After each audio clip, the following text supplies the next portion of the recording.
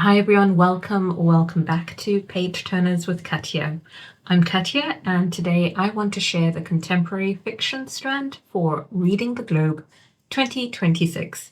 As some of you already know, Reading the Globe has 3 strands: contemporary, classics and young adult. Last year, the contemporary strand ran monthly, and while we read some absolute stunners, truly brilliant books, ongoing health stuff has meant I've scaled the project back for 2026 with the support of my co-hosts and members on Discord and on here.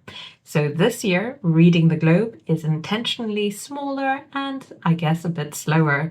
Instead of a jam-packed schedule, we're reading just 12 books across the year, with each strand running on a quarterly rhythm. That means fewer books, more breathing space, and, hopefully just as deep and enjoyable conversations as last year. What hasn't changed, of course, is the heart of the project, which is all about global fiction, translated voices, and reading beyond our usual literary borders. So what are we reading for contemporary fiction? We're starting the contemporary strand in February with Orlando by Jacqueline Hartman, translated by Roz Schwartz. This is a short, strange, and thought-provoking novel that plays with identity, gender, and selfhood.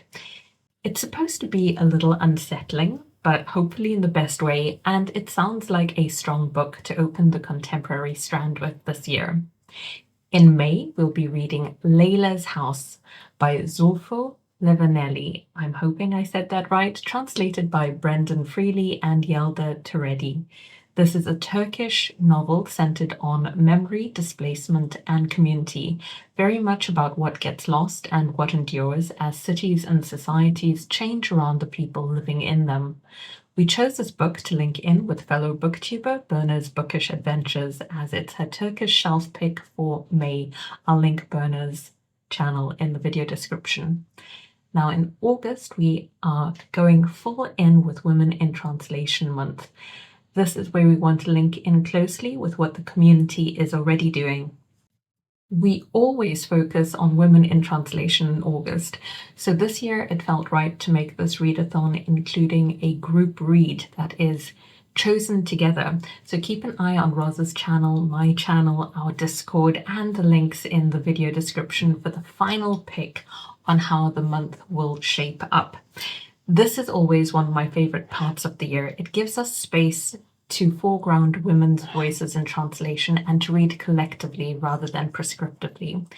And also, it is going to rebalance the classic strand, which has just male-authored books this year. Anyway, in November, contemporary, we will be reading The Woman Dies by Aiko Matsuda, translated by Polly Barton. This is a Japanese short story collection that reworks myth, folklore, and contemporary womanhood. It felt like a really good note to end the year on, reflective yet sharp. And yeah, I just feel that it also helps rebalance the classic strand as well. I'll be back with separate videos to announce the classics and the young adult strands, but here's a quick sneak peek of the 2026 plan.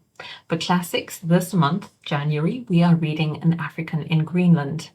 April, Embers. July, Men of Maize. October, Strange Tales from a Chinese Studio.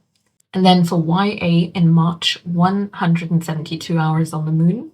June, To Be Confirmed. September, Kefe Tomorrow. And December, To Be Confirmed.